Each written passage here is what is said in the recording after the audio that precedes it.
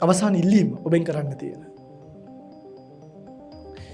පැති මේ ධර්මය හරි ලස්සන ධර්මය. මේක නාස්ති වෙන්න දෙන්න එපා. හරි.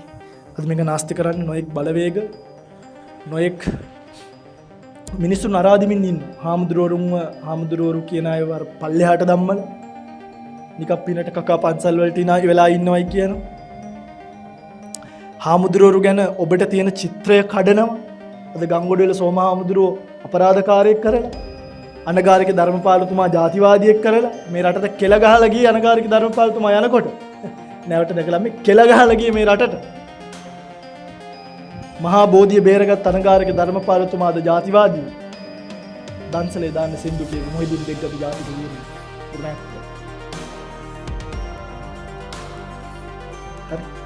අපි ජාතිවාදී අපි වර්ග පාටි නෑ පිළිගන්නේ අපි කතා කරන්නේ අපිට මේ සිංහල ජාතිය මෙතන සිංහල මිනිස්සු ඉන්නනේ උතර කතෝලික ළමයිත් එක්ක මුස්ලිම් ළමයිත් එක්ක ඒක නෙමෙයි අපිට තියෙන ප්‍රශ්නේ මේ සැනසීම උදා කරන ධර්මයට කවුරුත් අත තියන්න යන්න එපා මගේ රත්තරන් දෙන්නුගලම අයිකම් ඉල්ලීමක් මට ඔබේ කිසිම පිළිකරක් මොකක්වත් මම මේ බණ ටික කියන්නේ පිළිගන්නේ මම බණ කියන්නේ නවත්තලා කිව්වා මේ ආයි කියන්න ගත්ත වෙන අරමුණක් කියලා ඔබෙන් මං ඉල්ලන එකම ඉල්ලීම පිළිගන්න මේ ධර්මයට හරි ඔබේ මමේව බුද්ධෝ මමේව ධම්මෝ මමේව සංඝෝ මගේ බුදුන් මගේ දහම් මගේ සංඝුන් ඔබට මේ සැනසීමට පාර කියලා දෙන්න. සැනසීමට පාර කියලා දෙන මේ ලස්සන ශාසනය විනාශ කරන්න කාටවත් කටක් හොල්ලන්නවත් ඉඩ තියන්න. ඒ අපරාධය අවුකාරය. දැන් මම බණ තුනක විතර මේක කිව්වා දැන් අන්තර්ජාලයේ පුරාවට ඔන්න ආයුෂන් කතා හිටන් විතරමට විදිහට එන්ට්‍රි කුත් දායි සමහරක් කියලා ජාතිවාදී අවශ්‍යම කියලා හිරේ යන්න වුණොත් හිර එකක නෙමෙයි හිර 20ක යනවා කියන කතාව නවත්ත ගන්නවත් ඉවස් කරන්නවත්. මේ බුදුන්ගේ සැනසීම දෙන ශාසනය වෙනුවෙන් කතා කරලා මට ඊළඟ භද්‍ර කල්ප ඊළඟ මහා කල්පය අපායින් දුණා. දෙපාරක් හිතන්නේ තෝ මම අපායට යනවා. මේ සැනසීම ගැන කතා කරලා යන්න පුළුවන් නම් මේ අපායට ඒ ගින්නරත් අනිවාර්යෙන් පිටින් අපිට සැනසීමක් උදා කරලා දෙන්න. නැද්ද? ඔබෙන් ඉල්ලීම අනිවාර්යෙන් කතා නොකර ඉන්න එපා. අද බය වෙලා ඉන්නේ දැන් කට්ටිය ධම්මජ හාමුදුරුවෝ මේක කතා කරනවා. ඊළඟ මොකද කියන්නේ? ඊළඟ ඥානසාරද දන්නේ. එහෙම හිතාගන්න. හොඳල වගේ බීලා ගිහලා මිනිස්සු හප්පන්නේ අපි.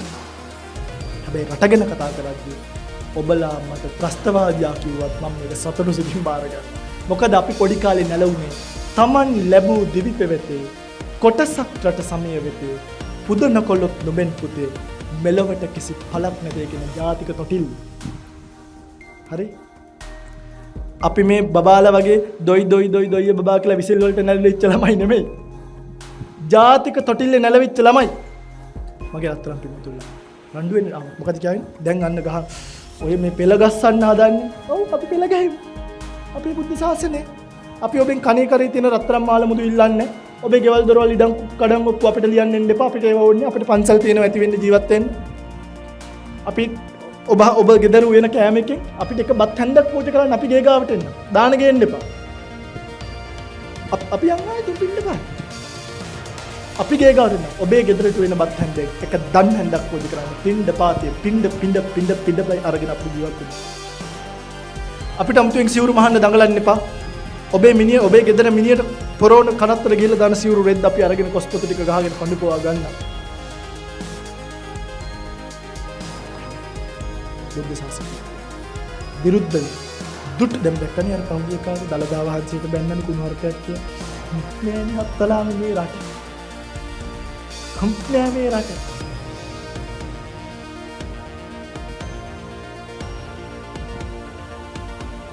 ලැජ්ජයි. බෝධිසත්වයන් වහන්සේගේ සිද්ධාර්ථ මොකද කිව්වේ? සුද්ධෝදනගේ කොල්ලා. නෑනේ මේ රට.